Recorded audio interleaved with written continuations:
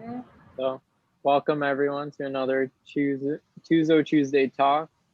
This week we have a special guest. It's Katie Maloney, PhD student with Mark. So I'll let her take it away, and we're looking forward to her talk. Awesome, thanks. So, as I said, I'm a PhD student. I'm working with Mark Laflamme, and most of my PhD research focuses on sedimentology, paleontology, and geochemistry up in the Wernicke Mountains of the Yukon. So this is one of our field sites here, and we measured two huge, massive sections in this area. So you can see there's like little tiny tents in the bottom corner of the picture. Those are our tents right on the edge of the mountain there. And then we also measured across this upper section as well. These are big, huge carbonate units that have kind of been tilted and deformed. So a little bit about my background. I did my undergrad at McMaster University, so in Hamilton, Ontario, about an hour from Mississauga. And I did a bachelor's of integrated science. And I started out in integrated science thinking that I was going to do biophysics and be a doctor. And then in second year of university, I had an opportunity to go to Iceland and do some fieldwork or take organic chemistry. And I chose to go to Iceland. It wasn't a big decision. And so that's kind of what first got me into geology. And then at University of Toronto, I came in as a sedimentologist, and Mark has taught me a ton about paleontology. And so that's kind of what I'm going to be talking about today, my master's and my PhD projects on paleontology. And so this picture is kind of cool. It's from St. Mary's in Newfoundland, and I'm sitting on the edge there of important contact. So these red rocks are actually dimictites from the Gaskiers glaciation, which represents the start of a bunch of major ediacaran organisms appearing in Newfoundland. And then this area here is a lot more recessive. You can see a bunch of siltstones and fine grained sands and things like that.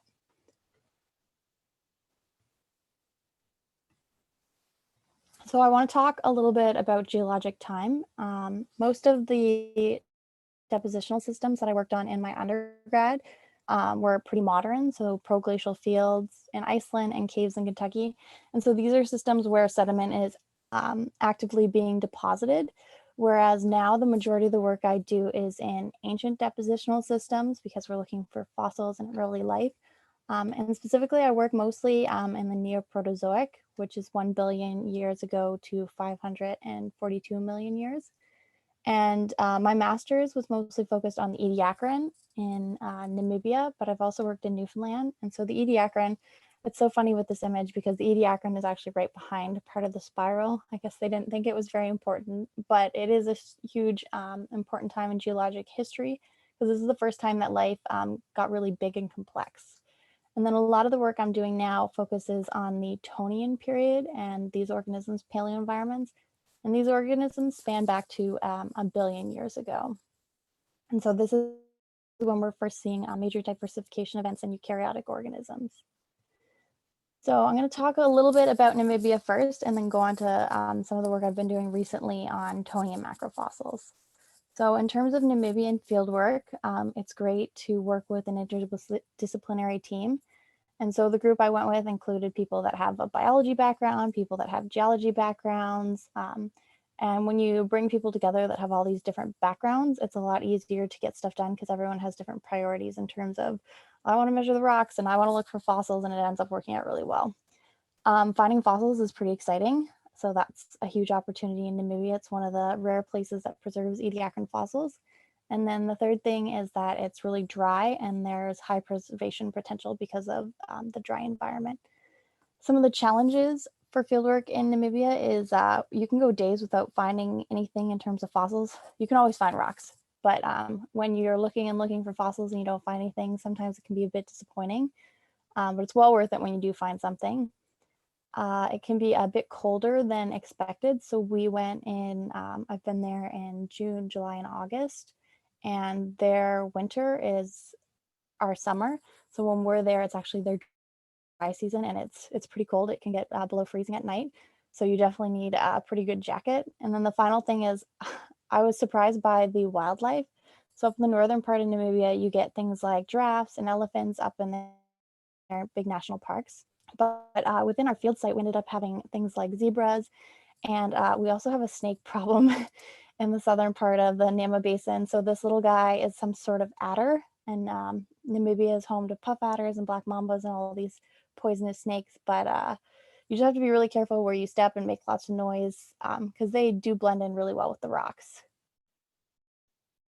And so the first project I'm going to talk to you a little bit about is just a summary of my master's, which I completed with the help of several different people as a member of this team. And so I just want to acknowledge all of them. And then the project was called Paleoenvironmental Analysis of Ernietta bearing ediacaran deposits in southern Namibia. So you guys have probably heard a bit of this before from some of Mark's talks, but what are the ediacaran biota? These are soft-bodied organisms with a unique style of preservation. In Namibia, they're usually between 548 and 539 million years old. And these organisms, like other organisms, are sensitive to changes in their habitat. And so we want to understand these organisms better. And to do that, we study their habitat since they were sensitive to any changes in the environment. So the problem is that most fossil localities in Namibia and around the world still require a lot of investigation from a sedimentary facies and sequence stratigraphic standpoint. And so what we want to do is we want to understand these organisms' paleoenvironment so that we can start to understand what factors in their environment could have possibly limited these organisms. And using this information, we're then able to place reasonable bounds on the habitat and these organisms. And so if you think about modern day organisms, we study their habitat and they live in specific places because that's where they're able to meet their needs and survive without extensive competition. And so we're kind of applying those same principles to the ancient fossil record. So the organism I worked on is called Ernietta, and it's a classic member of the ediacaran biota that appears right before the Cambrian boundary. These are sac-shaped organisms composed of tubes, and Ernietta is one of my favorite ediacaran fossils because when you find one, you find a bunch. So that kind of helps out with the problem where you're not finding a lot of fossils. So they're often found in large groups. And one of the interesting things about Ernietta is for the longest time, about 30 years, scientists were reconstructing Ernietta with only the bottom 1/3 of the organism. So I don't know if you guys can see my mouse, but this part is the bottom 1/3, and it's actually embedded within the sediment. And so it's protected and it's preferentially fossilized, whereas the upper 2/3 here, the big fans that extend out of the water, they're rather difficult to preserve. And we've only found maybe 2 or 3 specimens that have those fans actually preserved. And so once we found this organism that had both parts, then we had to start rethinking what exactly does Ernietta look like. And then this is a modern diagram of what we think Ernietta would look like. So what did we do? We went out and we measured lots of geologic sections. There's a map here showing where in Namibia we were. So we were in the southern Witsput subbasin. And the farm we were working at was called Farm Hansberg. And so what we do is we measure sections, we collect rock samples, and those rock samples are then used for petrographic or thin section analysis to try to understand the composition of these minerals, as well as we did some geochemistry, some isotope work that I'll explain further in a few minutes. So with all this data, we take everything we've learned and we do a paleoenvironmental analysis. So the first step in this analysis is making observations in outcrop, thin section, or core, whatever you have available to you. And you combine those observations to start identifying facies. And so the facies I identified are these 5 here. So there's a cross-bedded sandstone. There are 2 fine-grained sandstones, one that has fossils and one that doesn't. There's a carbonate member, this black and tan limestone, and then there's recessive units, some siltstone and mudstone that appear throughout the section. And so once you've identified and labeled the facies, and facies are just a set of characteristics that make up a rock. So there are things like structure, grain size, whether or not it has fossils, what does the bed look like, what does the contacts between units look like.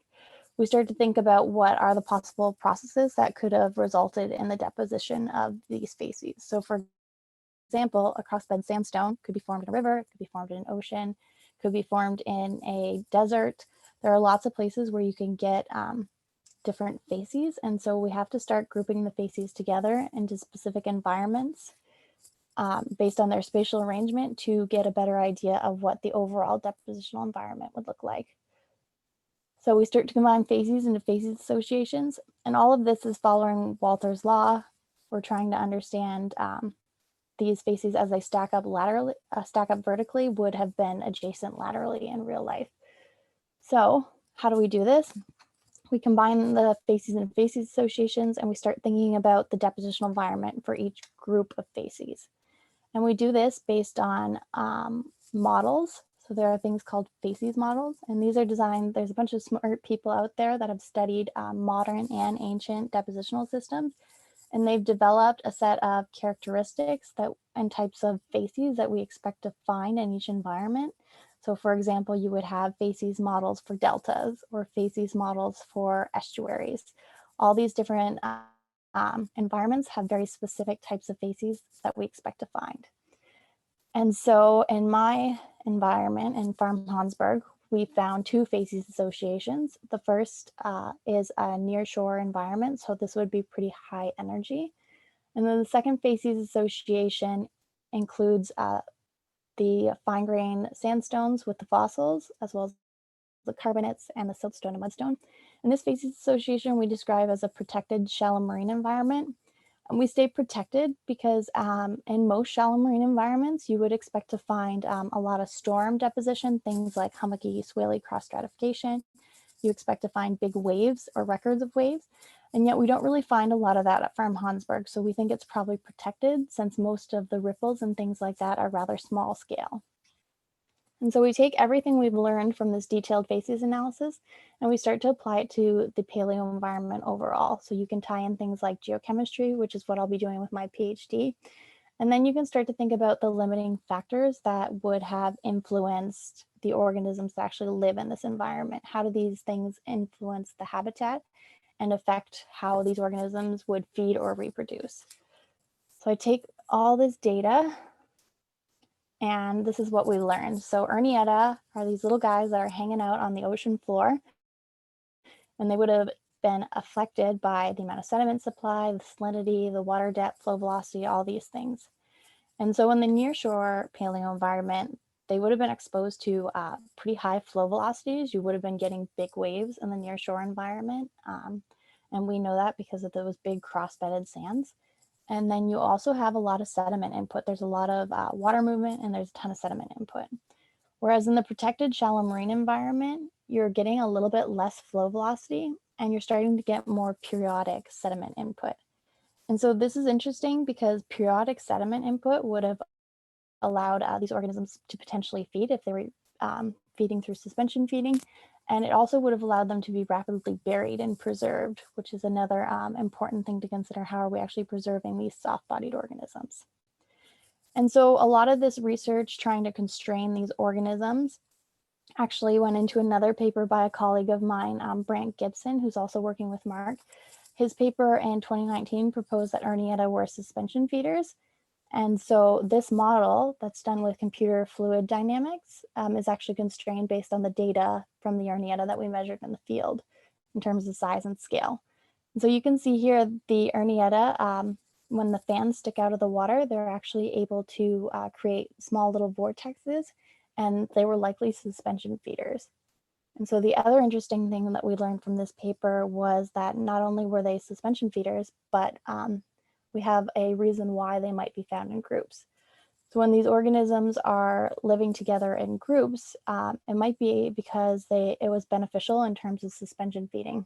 So when you have a bunch of organisms all together, they change the way the water flows around them, and it's actually more beneficial for the whole group in terms of suspension feeding. So that's something kind of interesting that came out of that paper. And then the other thing that we did with our data from Farm Hansberg is we looked at the chemostratigraphy. So chemostratigraphy is when you start to correlate units using isotope records. So in Farm Hansberg, we didn't know how old the Ernietta were. It had been proposed previously that they were in the Canes and Mara depositional sequence, but it had also been proposed that they were in the Kliphoek and Munafonte member. And it's important for us to know which depositional system they're in because it changes how old these organisms are. So the problem is that both these depositional sequences are fluvial sandstones to carbonate units, and they look fairly similar in outcrop. And so how do we tell them apart? We can use chemostratigraphy. So what we did was the Mara member has negative carbon isotope values, whereas the Munafonte member has slightly positive carbon isotope members, as you can see here. And so we plotted where the Ernietta were, and we plotted the carbon isotope values from some of the rocks above and below the Ernietta. And what we found is that the Ernietta plot within the Cliphook and Munafonte members. So this means that they're actually younger than we thought. And this is interesting because now they're equivalent in age to a lot of the other farms that we find Ediacaran fossils on throughout Namibia. So that's the end of my little talk about Namibia, and now I'm going to move on to the Wernicke Mountains in the Yukon. So this is my current project that I'm working on, and the Wernicke Mountains in Yukon are just spectacular, as you can see here. We call them big country because the scale is just really hard to understand. I didn't understand it until I went and realized how much mountain climbing we would be doing, but it was great fun. So you can see here, I have a little person for scale, and you can see if you can find them. They're up there on the top of the peak there. So we were measuring one section and one of our colleagues was across the way measuring the other section. And you can see that they look pretty small from a distance. So in terms of the Yukon fieldwork, again, I had the opportunity to work with an interdisciplinary team. And so this team was interesting because we had geochemists, we had people that were interested in the ironstones, we had people interested in different ages in terms of geologic time. We had people that wanted to do the geochronology, which is so important. We really need age dates for a lot of this Proterozoic stratigraphy. The Yukon is also amazing because it records 1.2 billion years of Earth's history in almost continuous sections. And so this is pretty rare to find, but because the stratigraphy in the Yukon was protected and then squished up into these mountain ranges, you have tons of well-exposed stratigraphy above the tree line. And then Yukon was great in terms of finding fossils too. We expected, based on the point we're looking at in geologic time, the early Neoproterozoic to only find microfossils. And so we were pretty surprised and happy to find macrofossils. In terms of challenges, like I mentioned, it's big country. We would hike for several hours each day, depending on where we needed to get to. So it can be a bit strenuous. But one of the things to consider is no matter what type of field work you're interested in or want to do, definitely consider your personal limits and communicate with the rest of your team and let them know what those limits are. Don't push yourself too hard because if you get hurt, you're not very helpful to the rest of your team. And all the teams that I've worked with have been so great about communicating with each other and talking about priorities and limits and all that good stuff. So keep that in mind, that you don't have to be super athletic to do field work or anything like that. In terms of other challenges, there are lots of bears. There are grizzly bears, there are black bears. Luckily, here where we were working in the Yukon, there are not polar bears, but they do exist in the rest of Yukon. So you do need a permit and acquisition license or a gun license here in Canada to work up in the Canadian Arctic. You also have to pack pretty light, so we travel by helicopters, and the more stuff you bring, the less rocks we can bring back to study. So we try to pack extremely light. And then the last thing is there's pretty extreme weather up there in Yukon, especially when you're working on the tops of mountain ranges. So we had some pretty intense winds that like sucked in the side of the tent, which was a little bit intense, but overall it was a really interesting experience. So I'm going to talk to you a little bit about the research that I did up there. And so this is currently in progress, but I'm going to talk to you a little bit about one of the chapters of my thesis where we actually try to identify what the macrofossils are that we discovered. So just a quick refresh what time period the Tonian sits in. So the Tonian period is this odd period that occurs at the end of the Borean Billion. And the Borean Billion is a period in Earth's history that we used to think was static, that not much happened other than the breakup and assembly of Rodinia. But now we're starting to understand that a lot is happening in the boring billion. In the last 20 years, we've really started to study this a lot more. And so the Tonian occurs at the end of the boring billion, and it ends with the global cryogeny snowball Earth glaciations. So it really sits in this awkward kind of transition period, but there's a lot we can understand about early life and the ancient biosphere during this time. So the Tonian sits about here. And then just to remind you, the Ediacaran is at the end of the Neoproterozoic. So it goes to about 550 million years old. So I want to talk a little bit about algae. Algae are key to the early eukaryotic evolution.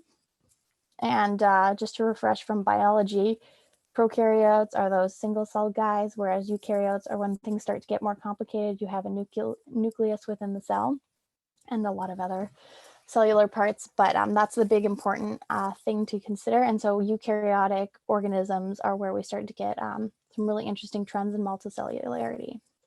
So algae are important, especially in the Neoproterozoic, because they become the dominant primary producers in the oceans.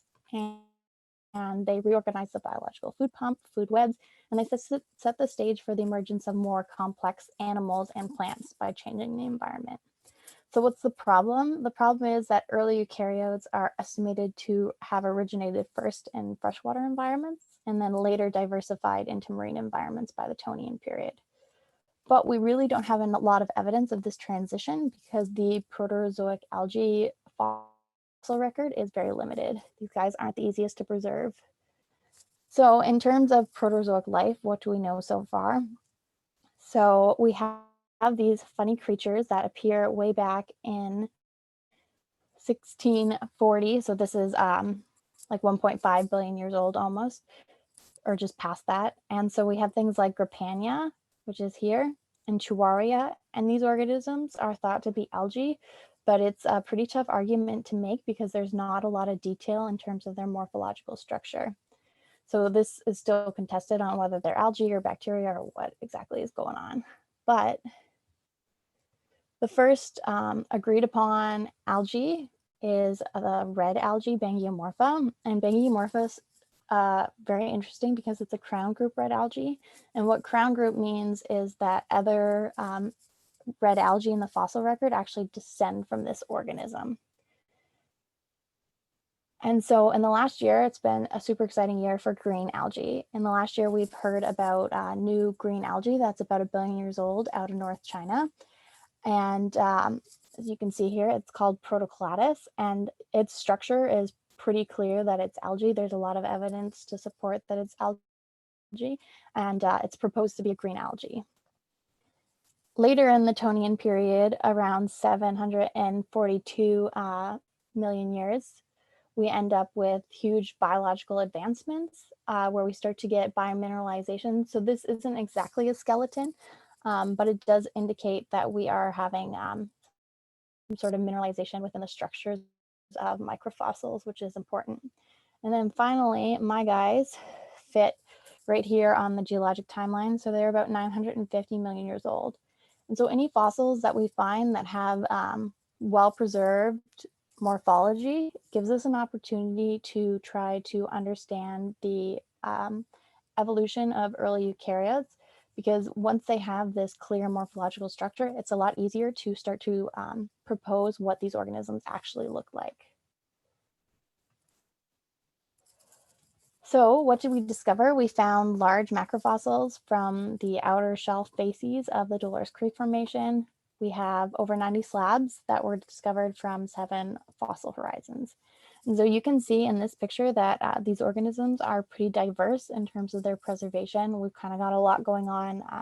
You've got these really exceptionally preserved fossils. You've got ones that almost look like the Burgess Shale. They're like really hard to see and difficult to photograph. They're almost that clear color or light gray.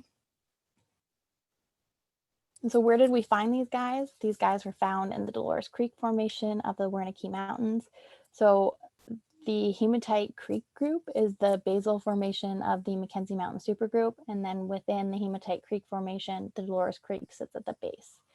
And so what's interesting about the Dolores Creek Formation that we can talk a little bit about more later is there throughout most of the basin, it's approximately 300 meters thick. Well, where we find the fossil deposits, we have over a kilometer of sediment that's all part of the Dolores Creek Formation. So that's kind of an interesting trend. The white triangle represents the actual fossil site, as you can see here. And I'm very thankful to my colleagues that walked probably several kilometers to take these awesome pictures of the outcrop. And we find the fossils in, we call them debrites, but they're kind of like turbidites. They are flows, like gravity flows, where the organisms are actually in between bedding planes. And so that's probably how they were preserved. They were quickly buried and they were likely transported. So they are a bit broken up in terms of length, but their widths are pretty consistent. So how do you start to determine what exactly a macrofossil is in terms of what it's related to? So you start by looking at all the morphological features. We did lots of measurements and we did some analytical microscopy at University of Missouri to try to understand the structure and organization of these creatures. So we've actually found that there are two different types of fossils. We found a larger size class that has a double septa, holdfast, and longitudinal striations, and I'll explain each of these in more detail. And then we found the smaller size class, which is this little guy here. And you can see that it's a lot thinner. So we divide the size classes based on width, and it actually displays branching.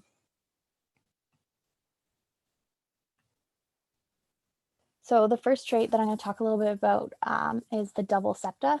So double septa are things that subdivide the thallus, so the long part of the organism, into repeated segments. So they are preserved by iron oxides, and we interpret them as differentiated cell walls. And so you have these things that are made of more resistant organic material, and thus they're preferentially pyretized. So you can see in these pictures here that they double up in between the cells, but the external boundaries are significantly thinner and rarely preserved with these iron oxides because they're not doubled up, they're just a single cell wall. In terms of holdfasts, we find these ellipsoidal to globulose club-like structures at the terminal ends of some of the specimens. Not all of the specimens have these, but you can see here, this is a good example of one, and a lot of times these are preserved with iron oxide as well. Holdfasts are important because they provide evidence that these organisms could have had an epibenthic habit. In other words, they would have been anchored to the sea floor by their holdfast, and then they could have been attached to the substrate. So the longitudinal striations are something we struggled with a little bit, trying to understand what exactly they might be. There are like these features that extend between the septa that almost look like muscles or hairs. They're like thin fibers. And so at first we thought maybe they're taphonomic or an artifact of preservation and potentially caused by the compression of a tube. Like if you were to flatten a tube, you could potentially get structures like this. But then we noticed that they're also present in the three-dimensionally preserved examples. And so that kind of ruled out that idea. And so our current interpretation is that we think they are rib-like wall ornamentation. And as you can see here, we see them both in the 2D and then as well as the 3D. So this is just a quick summary of the overall morphology. Again, you have the elongated holdfast, the longitudinal striations, the double septa, and then the smaller branching algae is shown next to it for scale. So how did we decide that there were two different size classes? We started by measuring a ton of fossils. And once we started measuring a bunch of them, we found that there were groups of fossils that were between 0.6 and 0.8 millimeters in width that were pretty easy to see without a microscope. And then we also found, once we were spending a little bit more time with the microscope, that there were smaller forms that you could not see as easily without a microscope. If you knew where they were, you could spot them, but it's a little bit more difficult. And so these ones are a bit smaller. They range from 0.03 to 0.05 in width. I've also shown the length measurements here, but as I mentioned before, the length measurements of these fossils, it's not as valid or helpful because they were transported and likely broken up. So hopefully sometime we find some that are not transported. We'll see how it goes. So how do you determine if these organisms are cyanobacteria or algae? So we have lots of evidence that actually helps us rule out a cyanobacterial affinity. For starters, these organisms are pretty massive. The upper size limit for cyanobacteria, their cells, is 0.2 millimeters in width, whereas the macroalgae cells range from 0.6 to 0.8 millimeters. We also have this presence of rib-like wall ornamentation, which is not known from cyanobacteria, those longitudinal striations. These organisms contain differentiated holdfasts, which cyanobacteria do not, and they lack apical cells or heterocysts. So most cyanobacteria have specialized cells. They'll have a bunch of uniform cells and then a specialized one and then uniform cells again. And the idea is these heterocysts or specialized cells do different tasks for the organism. So they might be nitrogen fixing cells or things like that. And then finally, these lack extracellular sheaths. So extracellular sheaths are like an envelope that surrounds the cells and holds the organism together. And those are super common in cyanobacteria, but not very well known from algae. So one comparison that's often made with these organisms is that they're superficially similar to Nostoc flagiforme. So this is a cyanobacteria that you're looking at here, and you can see that it has some of those heterocysts going on throughout the organism, those specialized cells.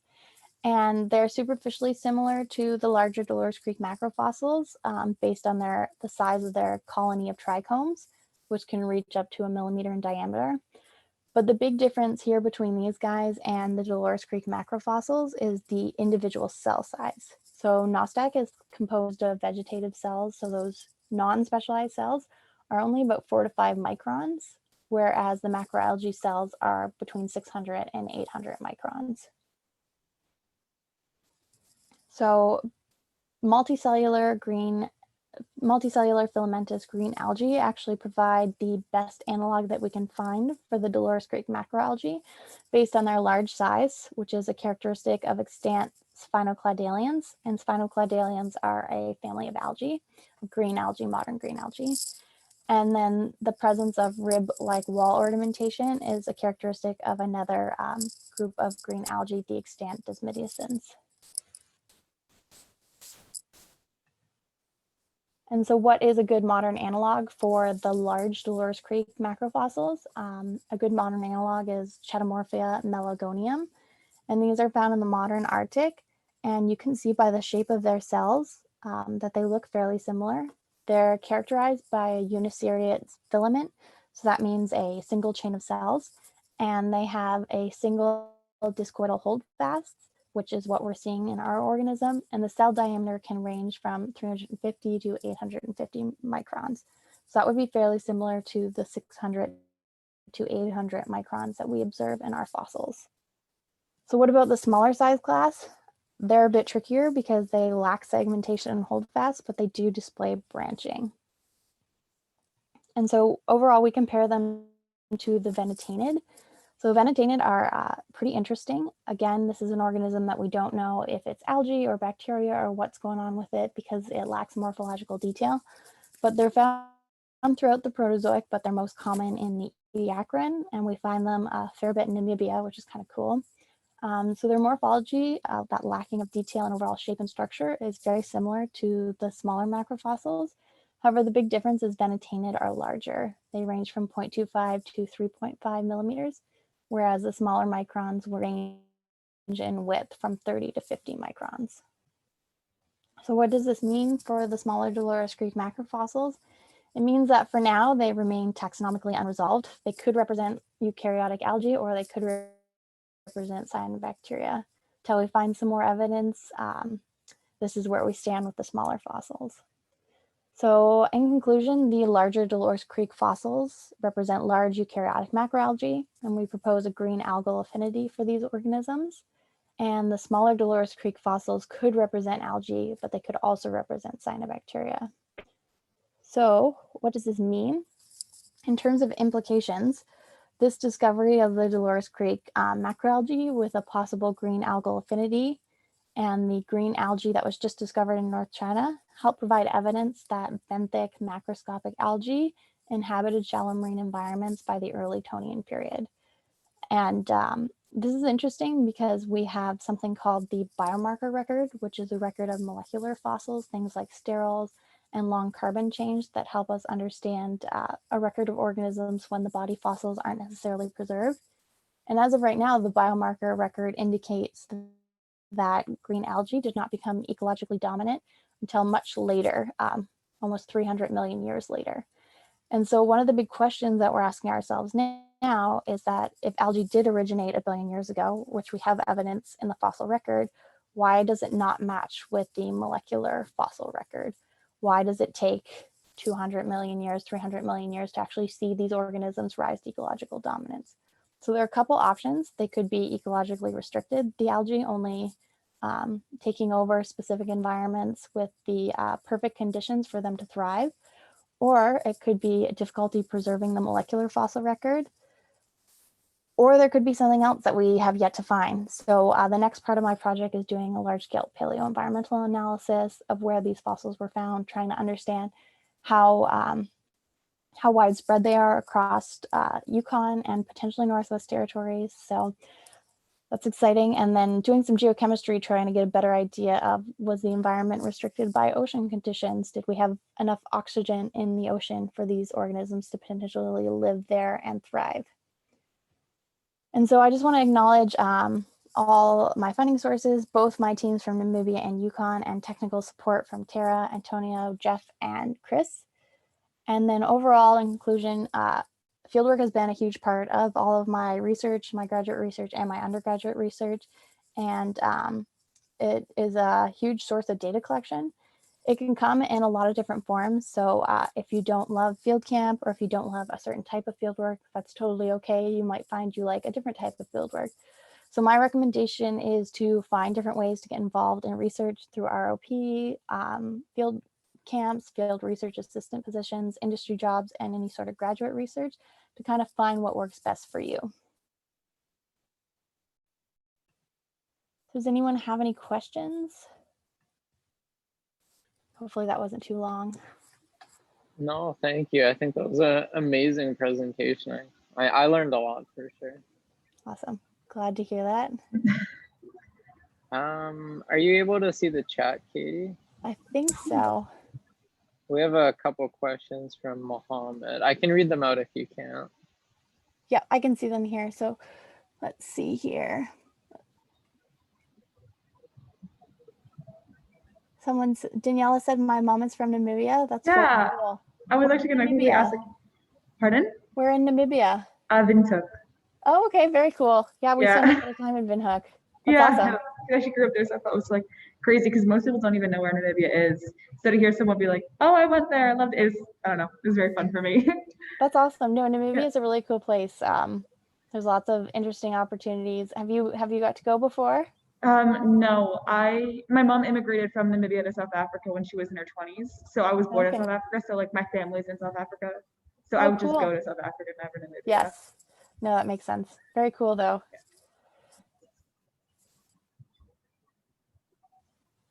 Boring billion. Yeah, the boring billion, it's a super fun term. One of the professors I'm working with at Virginia Tech, he's got a paper called The Boring Billion to the Freezing Millions, because that's what some people call the snowball Earth, and it's pretty clever. Couple of questions. Can we take strike and dip measurements on sedimentary rocks? Yes. Yes, you can take strike and dip measurements on any type of rock. They're not as helpful in certain areas. So like in Namibia, the dip of all those rocks in the Nama group is like less than 1%. So it's not super helpful in Namibia, but it is really helpful in the Yukon, especially when we're trying to understand how these rocks kind of fit together. Also, can we make thin sections from powders? I'm assuming this is pulverized powder.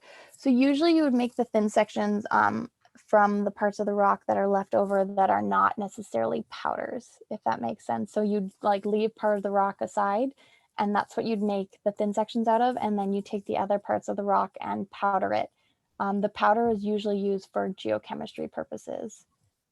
Burgess Shale also contains ediacaran organisms, correct? So the Burgess Shale is actually younger. The Burgess Shale is Cambrian in age. So when we start to get the Burgess Shale creatures, by that time the Ediacaran organisms actually disappear from the fossil record.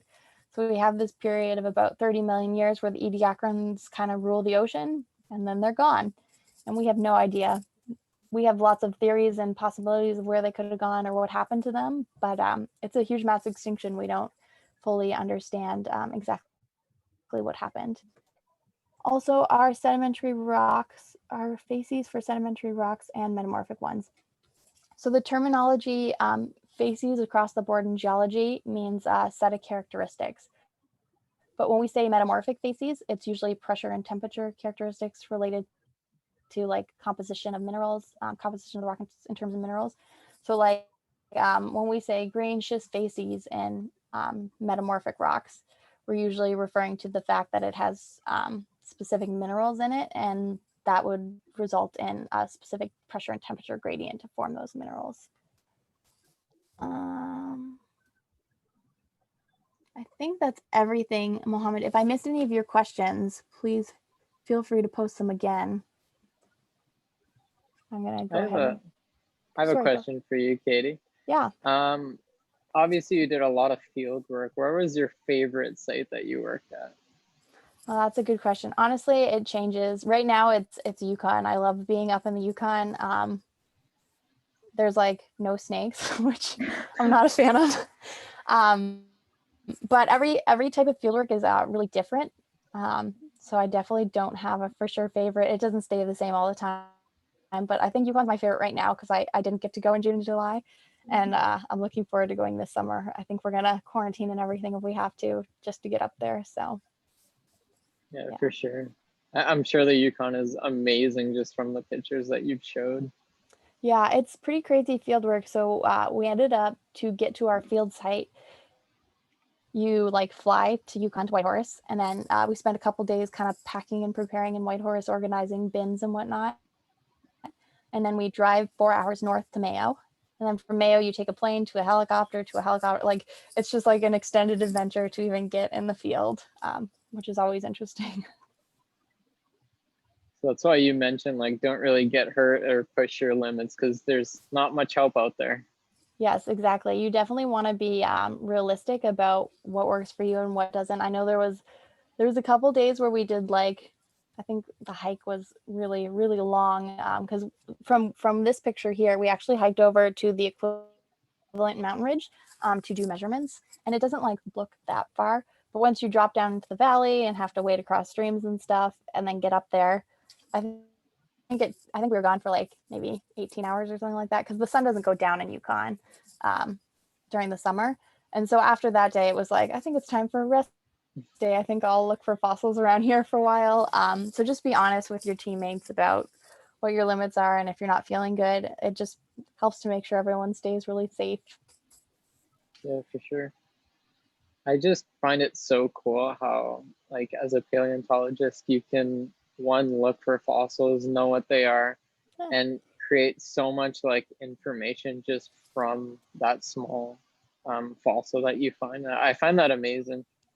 Yeah, it's pretty cool. I always thought that I would just kind of stick to sedimentology and that I like the rocks a lot better than anything else. And then when I started doing the fossils, it's like, wait, we can learn a lot from these rocks about the fossils. So yeah, no, I totally agree. It's crazy how much you can learn.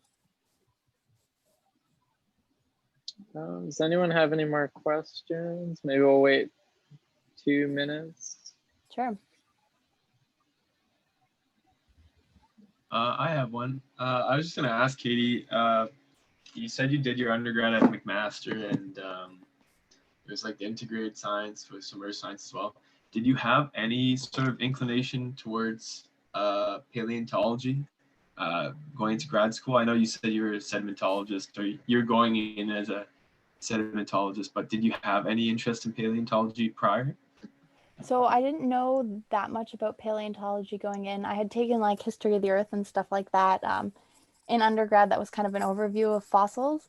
But most of my stuff was like large scale basin analysis and glaciers in undergrad. And then what ended up happening is Mark actually gave a talk at McMaster.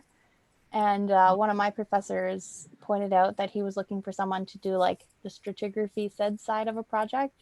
And so that's kind of how we met. There is a little bit of paleontology at McMaster, but it's more micropaleontology. So I didn't get a ton of exposure to a lot of the paleontology side of things while I was at McMaster, but I think it was probably based on the courses I took too. So you can take your undergrad and kind of go into something slightly different depending on your interests. No, of course, that's pretty cool. I'm always interested to hear everyone's path because it always diverges, right? So that's really cool.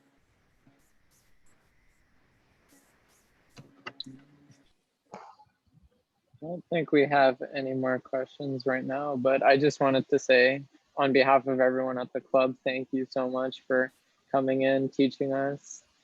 Great presentation. I think we all enjoyed it a lot, so thank you. Cool.